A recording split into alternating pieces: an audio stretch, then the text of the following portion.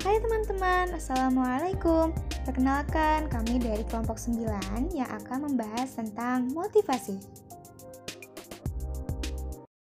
Materi ini akan dijelaskan oleh Azahra, Cynthia, Aisyah, dan Zahra Izzatunisa. Enjoy our material. Check it out. Poin pertama adalah pengertian dari motivasi yang akan dijelaskan oleh Zahra Izzatunisa. Motivasi ini berasal dari kata motif yang dapat diartikan sebagai kekuatan yang terdapat dalam diri individu yang menyebabkan individu tersebut bertindak atau berbuat. Motif tidak dapat diamati secara langsung, tetapi dapat diinterpretasikan dalam tingkah lakunya, berupa rangsangan, dorongan, atau pembangkit tenaga munculnya suatu tingkah laku tertentu.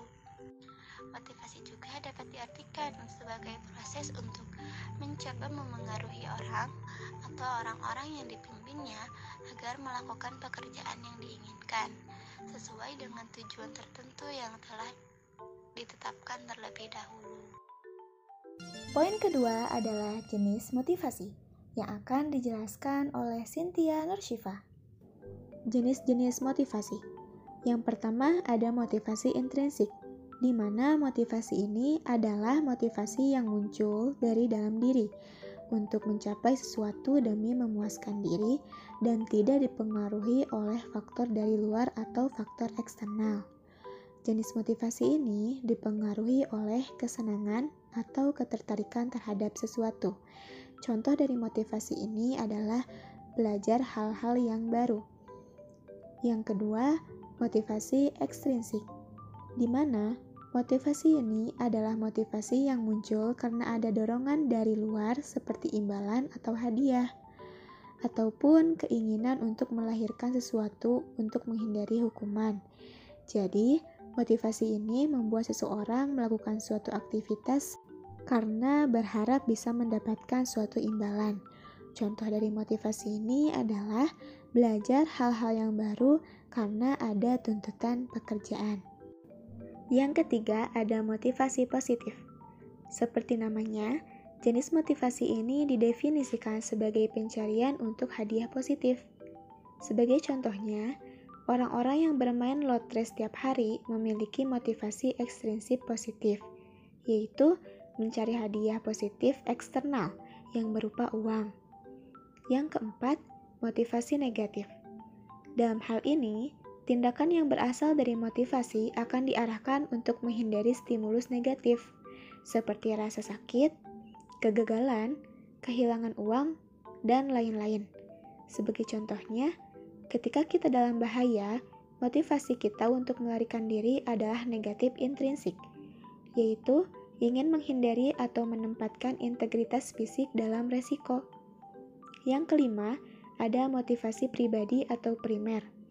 Jenis motivasi ini murni intrinsik dan dicirikan oleh fakta bahwa hadiah diarahkan untuk memuaskan kebutuhan individu, baik itu makanan, air, kesejahteraan, dan kesenangan. Kemudian yang keenam ada motivasi sekunder. Di sisi lain, jika motivasi intrinsik ditujukan untuk mencapai kesejahteraan melalui orang lain, itu dikenal sebagai motivasi sekunder atau sosial. Lalu, jenis motivasi ini adalah sesuatu yang lebih kompleks untuk dianalisis karena imbalannya sulit diukur. Di antaranya, perasaan aman, rasa hormat, perasaan relevansi, dan pengakuan sosial. Yang ketujuh, ada motivasi berpusat pada ego, yang dikenal sebagai motivasi dalam olahraga. Motivasi ini adalah dorongan yang lahir dari tubuh kita dan mengarahkan kita untuk mempertahankan ritme tertentu dari aktivitas fisik atau tingkat perhatian tertentu untuk belajar, yang pada dasarnya motivasi ini berpusat pada ego juga dapat diterapkan untuk studi. Dan motivasi yang kedelapan adalah motivasi terfokus pada tugas, di mana jenis motivasi dalam psikologi ini didefinisikan sebagai keinginan yang dimiliki seseorang untuk meningkatkan dan memajukan sesuatu dalam bidang spesifik. Contohnya dalam kehidupan kita, baik itu dalam studi, olahraga, ataupun kehidupan kerja. motivasi yang berpusat pada tugas mencari kemajuan dalam jangka panjang. Poin ketiga adalah teori motivasi yang akan dijelaskan oleh Azahra Sabitania. Teori motivasi. Teori motivasi yang dikembangkan oleh beberapa para ahli mendasarkan pada faktor-faktor kebutuhan dan kepuasan individu sehingga mereka mau melakukan aktivitasnya, jadi mengacu pada diri seseorang. Teori ini mencoba mencari tahu tentang kebutuhan apa yang dapat memuaskan dan apa yang dapat mendorong semangat kerja seseorang. Yang pertama adalah dapat kita lihat, yaitu teori Abraham Maslow. Teori ini mengatakan bahwa ada 5 kebutuhan dalam memotivasi seseorang, yaitu yang pertama adalah kebutuhan fisiologis. Kebutuhan meliputi kebutuhan fisik dan upaya untuk bertahan hidup seperti makan, minum, dan lain-lain. Kedua, kebutuhan rasa aman. Kebutuhan akan rasa aman dan keselamatan dari bahaya fisik dan emosional. Ketiga, kebutuhan sosial. Kebutuhan untuk hidup bersama orang lain seperti kasih sayang, penerimaan, dan lain-lain. Keempat, kebutuhan penghargaan. Kebutuhan akan adanya penghargaan diri dan penghargaan dari lingkungan, baik faktor internal, yaitu otonom dan prestasi, maupun faktor eksternal, yaitu pengakuan dan perhatian. Yang terakhir adalah kebutuhan aktualisasi diri. Kebutuhan yang paling tinggi karena seseorang akan bertindak bukan karena dorongan orang lain, tetapi atas kesadaran dan keinginan diri sendiri. Kesimpulan yang dapat kita ambil dari teori ini adalah bahwa pemenuhan kebutuhan terjadi secara bertahap mulai dari tingkat rendah yaitu fisiologis sampai ke tingkat atas yaitu aktualisasi diri. Semakin tinggi tahap yang ingin dilewati, maka akan semakin sulit tantangan yang dilalui, tetapi semakin banyak hasil yang akan didapatkan. Yang kedua, teori 2 faktor Frederick Herzberg. Teori ini mencetuskan mengenai 2 faktor yang berpengaruh pada motivasi karyawan terhadap pekerjaan yang dilakukannya. Kedua faktor tersebut yaitu adalah yang pertama, faktor motivator yang meliputi pencapaian, pengakuan, pekerjaan itu sendiri, tanggung jawab, serta pengembangan. Yang kedua, faktor Hegin yang meliputi kebijakan dan administrasi perusahaan, supervisi teknis, supervisi interpersonal, kondisi kerja, dan kompensasi. Dari teori ini dapat menjadi sebagai pendukung dari variabel motivasi motif layanan sosial yang diberikan kepada semua karyawan dan didistribusikan secara adil. Yang ketiga yaitu teori kebutuhan Excellent. Teori ini mengemukakan adanya 3 macam kebutuhan, yaitu adalah yang pertama, need for achievement, yaitu kebutuhan untuk berprestasi yang merupakan refleksi dan dorongan akan tanggung jawab untuk menemukan pemecahan masalah. Seorang pegawai yang punya kebutuhan akan berprestasi tinggi cenderung untuk berani mengambil resiko. Kebutuhan untuk berprestasi adalah kebutuhan untuk melakukan pekerjaan lebih baik daripada sebelumnya dan selalu berkeinginan mencapai prestasi yang lebih tinggi. Yang kedua, need for affiliation, yaitu kebutuhan untuk berafiliasi yang merupakan dorongan untuk berinteraksi dengan orang lain, berada bersama orang lain, tidak mau melakukan sesuatu yang merugikan orang lain. Yang ketiga adalah need for power, yaitu kebutuhan untuk kekuasaan yang merupakan refleksi dan dorongan untuk mencapai otoritas untuk memiliki pengaruh terhadap orang lain. Kesimpulan dari teori ini adalah bahwa orang tidak cukup memenuhi kebutuhan makan dan minum saja, akan tetapi orang juga mengharapkan pemuasan kebutuhan biologis dan psikologis. Orang tidak dapat hidup bahagia. Dari teori ini dapat menjadi sebagai pendukung dari variabel motivasi motif moral bahwa kebutuhan psikologisnya meningkatkan loyalitas mereka untuk bekerja. Yang keempat, teori X dan Y. Teori X dan teori Y dari McGregor menjelaskan bahwa menurut teori X, untuk memotivasi pegawai harus dilakukan dengan cara pengawasan yang ketat, dipaksa, dan diarahkan supaya mau bekerja sungguh-sungguh. Jenis motivasi yang diterapkan cenderung motivasi negatif, yaitu dengan menerapkan hukuman yang tegas. Sedangkan menurut teori Y, untuk memotivasi pegawai dilakukan dengan cara peningkatan partisipasi, kerjasama, dan keterikatan pada keputusan. Teori yang kelima yaitu teori motivasi keadilan. Seperti yang kita tahu, semua orang ingin diperlakukan dengan adil. Teori ini ditemukan oleh John Adam. Menurut teori ini, karyawan akan berusaha mempertahankan keadilan antara input mereka terima dengan input dan output orang lain. Input di sini adalah semua hal yang diberikan dan digunakan oleh seseorang kepada pekerjaannya seperti usaha, komitmen, kesetiaan, keahlian, keterampilan, dan lain-lain. Dan output di sini adalah hal yang diterima oleh sang karyawan karena mereka telah memberikan input seperti gaji, tanggung jawab, reputasi, pujian, jaminan kerja, pengakuan, dan lain-lain. Yang harus ingat di sini adalah penilaian karyawan tersebut akan input dan output orang lain adalah berdasarkan persepsi mereka dan kadang bukanlah apa yang sebenarnya. Artinya, walaupun sebenarnya input dan output yang mereka berikan setara dengan input dan output yang diberikan orang lain, bila menurut persepsi mereka hal ini tidak setara, mereka akan kehilangan motivasi. Yang terakhir adalah reinforcement theory. Teori motivasi ini tidak menggunakan konsep suatu motif atau proses motivasi. Sebaliknya, teori ini menjelaskan bagaimana konsekuensi perilaku di masa yang lalu mempengaruhi tindakan di masa yang akan datang dalam proses pembelajaran. Contohnya adalah, jika suatu perilaku akan diberikan balasan yang menyenangkan, maka perilaku tersebut akan diulangi lagi di masa mendatang. Sebaliknya, jika suatu perilaku diberikan hukuman atau seperti balasan tidak menyenangkan atau punishment, maka perilaku tersebut tidak akan diulangi lagi di masa mendatang. Kesimpulan dari teori ini adalah seberapa kuat motivasi yang dimiliki individu maka akan banyak menentukan kualitas perilaku yang ditampilkannya, baik dalam konteks belajar, bekerja, maupun dalam kehidupan lainnya. Poin yang keempat, ada faktor-faktor yang mempengaruhi motivasi yang akan dijelaskan oleh Asya Fauzul Nahilda. Faktor-faktor yang mempengaruhi motivasi seseorang dalam bertindak. 1. Faktor internal. Faktor internal yang dapat mempengaruhi pemberian motivasi pada seseorang antara lain keinginan untuk dapat hidup. Dalam hal ini, keinginan untuk dapat hidup merupakan kebutuhan setiap manusia yang hidup di muka bumi ini. Untuk mempertahankan hidup ini, orang mau mengerjakan apa saja. Apakah pekerjaan itu baik atau jelek, apakah halal atau haram, dan lain sebagainya. Misalnya, untuk mempertahankan hidup manusia perlu makan, dan untuk memperoleh makanan ini, manusia mau mengerjakan apa saja. Hasilnya dapat memenuhi kebutuhan untuk makan.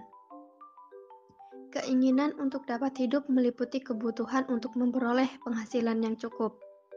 Pekerjaan yang tetap walaupun berpenghasilan tidak begitu mencukupi. Kondisi kerja yang aman dan nyaman. Keinginan untuk dapat memiliki, yakni keinginan untuk dapat memiliki benda dapat mendorong seseorang untuk mau melakukan pekerjaan.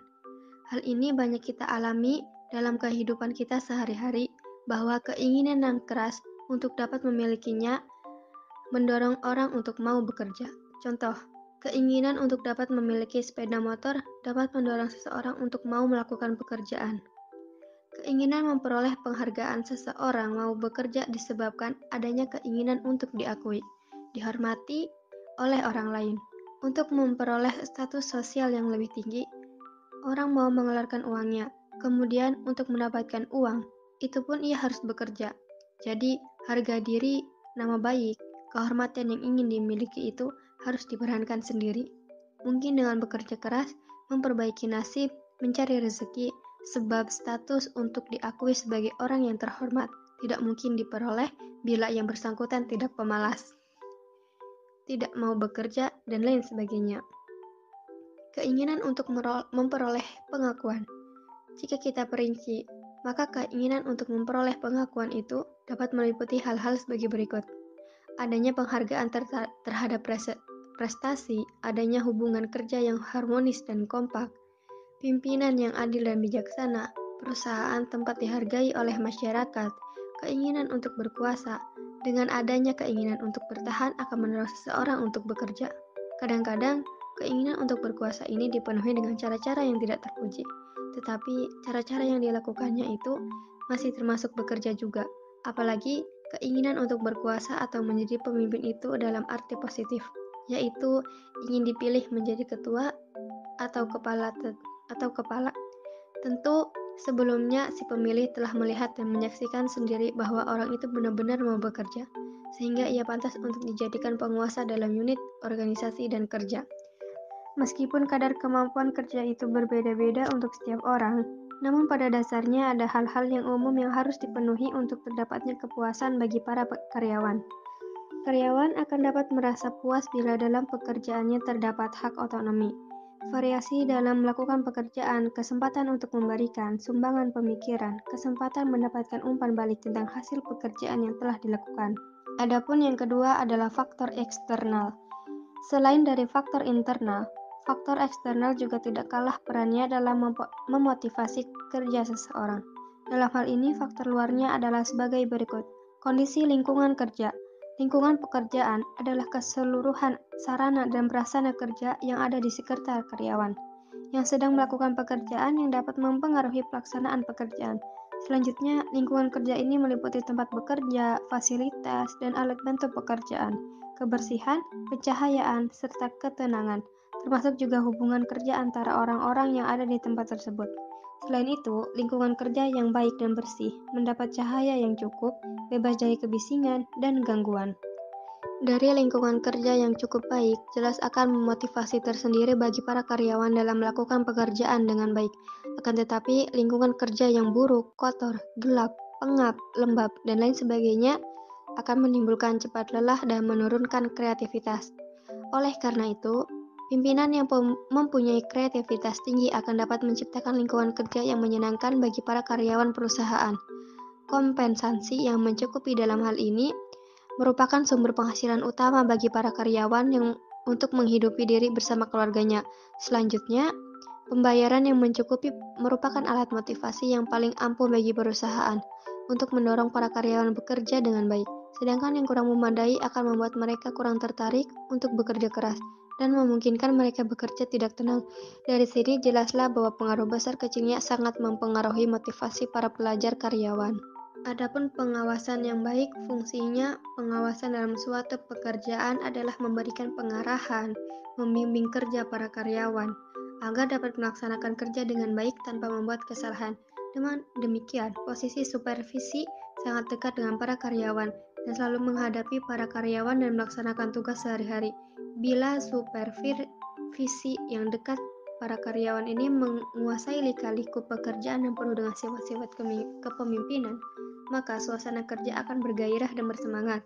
Akan tetapi, mempunyai supervisor yang angkuh dan mau benar sendiri, tidak mau mendengarkan keluhan para karyawan, tentunya akan menciptakan situasi kerja yang tidak mengenakan dan dapat menurunkan semangat kerja. Dengan demikian, peranan supervisor yang melakukan pengawasan pekerjaan sangat mempengaruhi motivasi kerja para karyawan.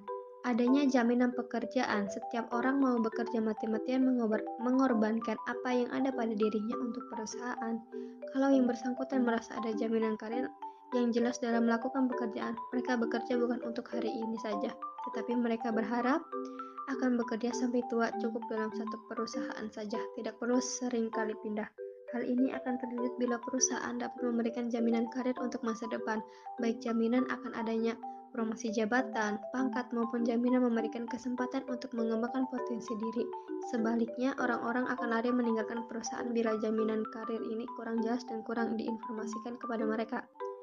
Status dan tanggung jawab kedudukan atas status dalam jabatan tertentu merupakan dambaan setiap karyawan dalam bekerja. Mereka tidak hanya mengharapkan semata, namun pada suatu masa mereka juga berharap dapat menduduki jabatan-jabatan dalam suatu perusahaan.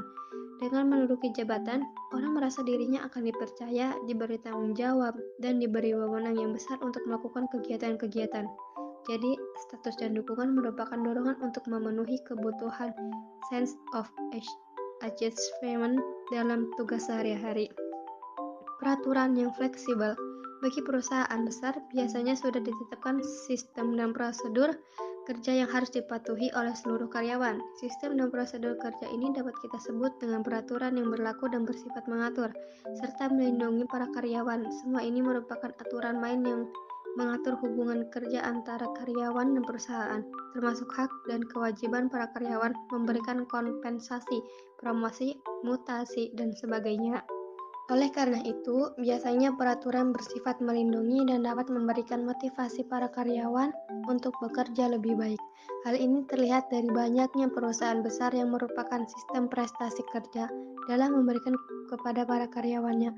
Yang penting, semua peraturan yang berlaku di perusahaan itu perlu diinformasikan sejelas-jelasnya kepada para karyawan, sehingga tidak lagi bertanya-tanya atau merasa tidak mempunyai pegangan dalam melakukan pekerjaan. Demikian faktor-faktor yang mempengaruhi motivasi seseorang dalam bertindak.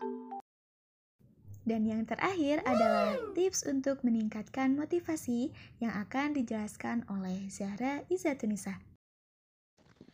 Ada beberapa tips untuk meningkatkan motivasi. Yang pertama, menetapkan tujuan dan menuliskan tujuan. Nah, kita harus menetapkan tujuan atau target yang ingin dicapai dalam hidup secara spesifik, jelas, objektif, dan realistis. Kemudian, kita tulis tujuan tersebut di dalam buku agenda kita atau pada selembar kertas dan ditempelkan di dinding kamar kita. Nah, jika perlu, tempelkan juga kertas berisi kalimat motivasi dari tokoh-tokoh terkenal yang bisa menginspirasi kita untuk terus melangkah meraih tujuan tersebut. Selain sebagai pengingat, cara ini akan membuat kita lebih semangat dan berkomitmen terhadap tujuan yang sudah kita tetapkan. Nah, yang kedua yaitu menyusun rencana dengan baik dan terarah. Selain menetapkan tujuan dan menuliskan tujuan, kita pun harus membuat rencana atau menyusun langkah-langkah untuk mencapai tujuan kita. Nah, kita bisa membaginya menjadi beberapa tugas kecil atau sederhana dengan target yang bisa dicapai dalam jangka pendek.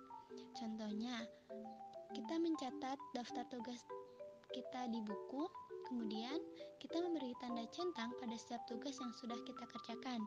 Nah, dengan cara ini, tujuan kita tidak akan terasa terlalu berat atau terlalu jauh untuk dicapai. Kita juga akan bersemangat untuk menyelesaikan tugas-tugas berikutnya dengan target yang lebih tinggi. Kemudian yang ketiga yaitu fokus pada proses. Nah, seseorang yang hanya fokus pada target tanpa memikirkan bagaimana proses mencapainya cenderung memiliki pola pikir yang sempit. Mereka umumnya kesulitan dalam mengubah pola pikir dan menemukan cara-cara baru demi mencapai target tersebut.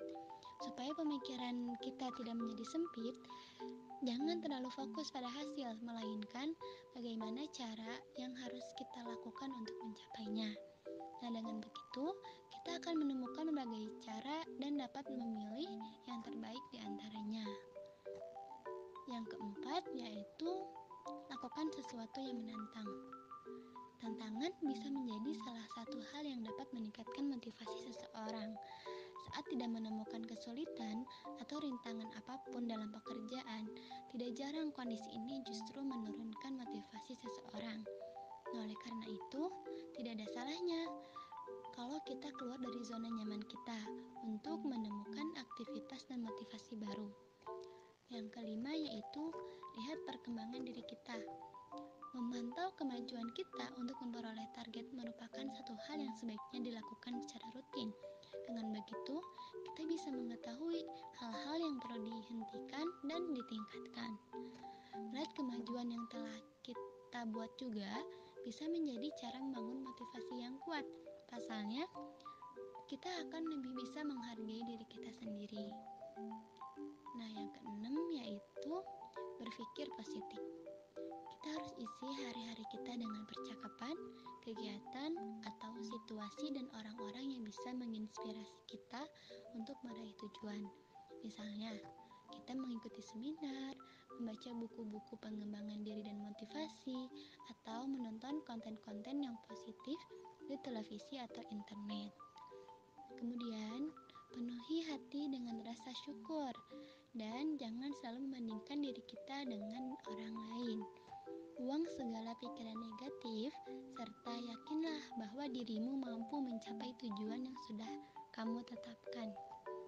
Kemudian yang terakhir yaitu self reward atau berikan hadiah pada diri sendiri. Nah, saat berhasil menyelesaikan tugas atau mencapai suatu target, hadiahi dirimu sendiri dengan sesuatu yang menyenangkan, bermanfaat, dan layak kamu dapatkan. Misalnya, membeli barang yang sedang kita inginkan. Nah, ini adalah cara untuk menghargai pencapaianmu, sekaligus sebagai pemecut semangat untuk mencapai target selanjutnya.